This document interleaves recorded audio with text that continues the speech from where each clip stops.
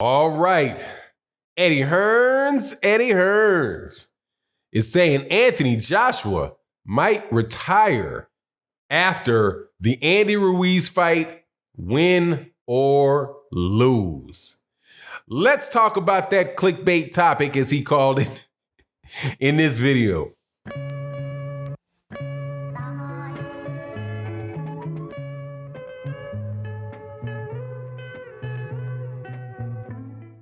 All right, welcome back to the channel, subscribers. If you're not subscribed, please subscribe. And also, before we get into this, I want to thank from the bottom of my heart all the people that watch the video to the end, listen to what I say so we can have a conversation in the comment section. I truly appreciate you guys, and thank you to everybody that supports the channel through the Patreon community and the live streams we do Monday through Friday and Sunday, 8 a.m. for OG Boxing Talk with myself, Blue Blood Boxing. Shout out to Blue Blood Sports TV. But Blood Boxing, Curtis Anderson, and KQKC Boxing.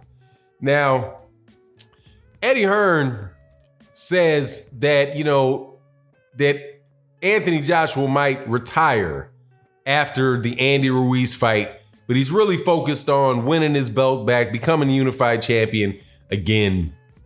And then goes on to say, that's just something I'm saying flippantly, or just, that I'm just throwing out there.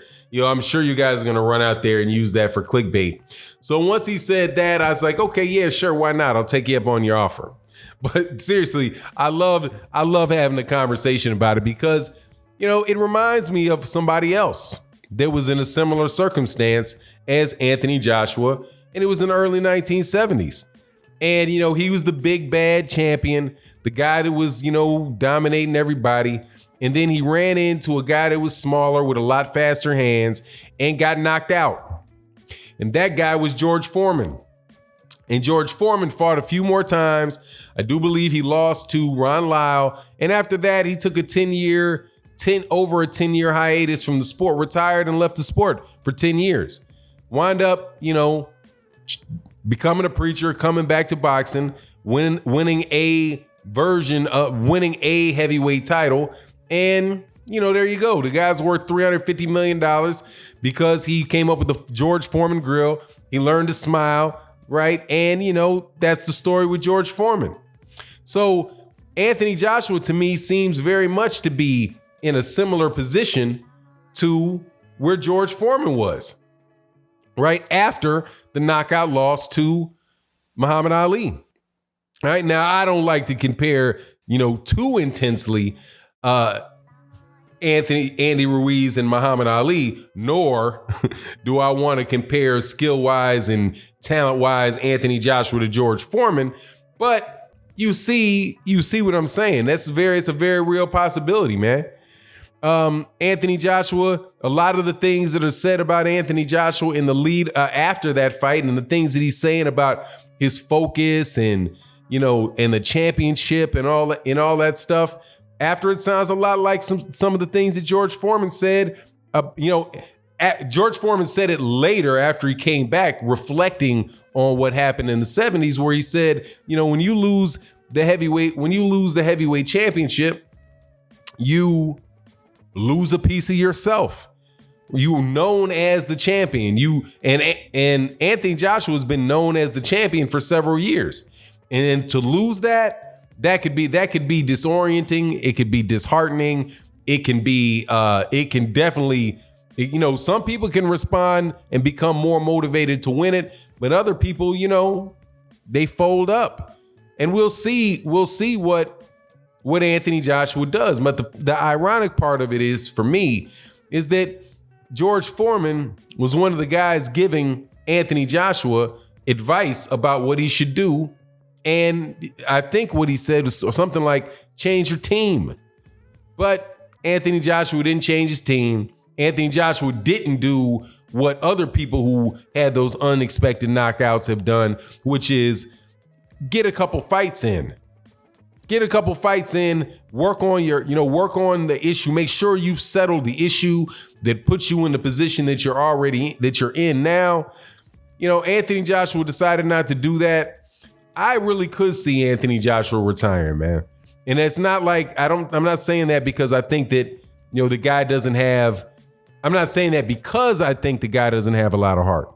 But I don't think that he really wants, the fights with the big fights with the people that are out there for him to fight, specifically Deontay Wilder. I don't think that he really wants to fight Deontay Wilder. And I think definitely now that he's been knocked out, then that doubt has been put in his head. If he beats Andy Ruiz, that doubt is still going to be there. And I just don't know if he sees, if once you've given somebody everything, right? So he's been, he's been famous. He should be rich.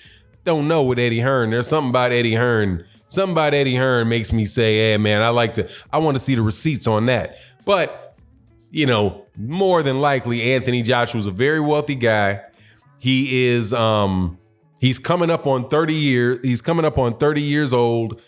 And maybe he feels like, he doesn't, like Marvelous Marvin Hagler said, he's sleeping in his silk sheets, man. And getting up to run, getting up to train when you're getting up out of silk sheets is harder than when you're trying to fight your way to the top and trying to get to the point where you can take care of yourself and your kids. Even before the Andy Ruiz fight, and in the lead up to the Andy Ruiz fight, I remember seeing Anthony Joshua visiting the New York Stock Exchange and asking questions of one of the people that work for the stock exchange about how it worked and how you invest your money for the future. So he was clearly making plans for after boxing, while he's boxing. So, I wouldn't be surprised at all if this dude retired. Now, what happens to Eddie if Anthony Joshua retires? Eddie got to up his game, man. Eddie will have to up his game because Anthony Joshua is the linchpin for Matchroom Boxing, from what I can see. He was the person that was going to get them into the United States market, where they were going to take over the United States market, right? It seems now that's not going as how they planned. Now, it might be going, I don't think that it's a complete and utter failure, right? Maybe an utter failure, but not complete. I don't know. Can you be a complete failure and not be an utter failure? I don't know. But I don't think that it's not retrievable. That it's not something that they could save. But you would really have to they would need an amazing amount of luck for that to happen. Now, the zone, that's not going to be around for a long time. Something that Steven Espinoza said that I thought was interesting when he was commenting on how the Deontay Wilder fight went to Fox. And he said that, he's been there where people have tried to come in and change the structure of boxing and, pay all this money to fighters. Showtime was there before they came. Showtime will be there after they go. Now, that could be, in reference to Fox, because Fox is obviously paying a lot of money for these things, for these fights. But DAZN, I think that's much more applicable to DAZN. There's already reports out there that they're not going to be offering these guys some of these fighters big paydays on fights where they're not selling tickets. Warning Tevin Farmer, warning Tevin Farmer, warning Tevin Farmer. They're going to be focusing more on having the really big name guys. Eddie Hearn with Matchroom specifically would have to, I just don't see it for him, man. I just don't see it for him. Not in the United States. I think his best bet is to go back to the UK.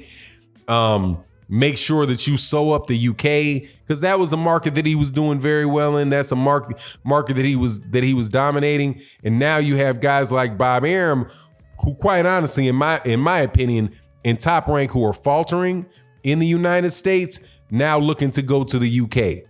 There's rumors that Devin Haney is just, not even rumors, Devin Haney just took a trip to the UK. There's rumors that of course, Vasily Lomachenko just fought in the UK.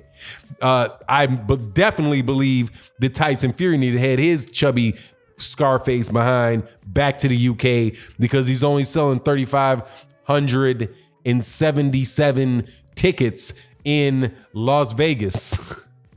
And that's for you, dude, who don't ever listen to the whole videos. 3,577 tickets for Tyson Fury. He's heading back over there. So Anthony Joshua, I definitely see Anthony Joshua retiring soon. And back to the George Foreman comparison, you know, couple more fights, one with Ron Lyle, walked out the door. I could see that. What that means for Eddie Hearn, it's not good. There's nothing to bait people with. You know, you having the king, the biggest money man in boxing. Matchroom Boxing's biggest star, if Anthony Joshua retires, is in the United States is probably Devin Haney. And Devin Haney, though he's a great fighter and I'm looking forward to seeing what he's doing, has a good ways to go before, you know, he can really carry the show for them. And he's co-promotional anyway and very likely to bounce. Anyway, let me know what you think in the comment section, man. What happens to Matchroom Boxing if Anthony Joshua retires?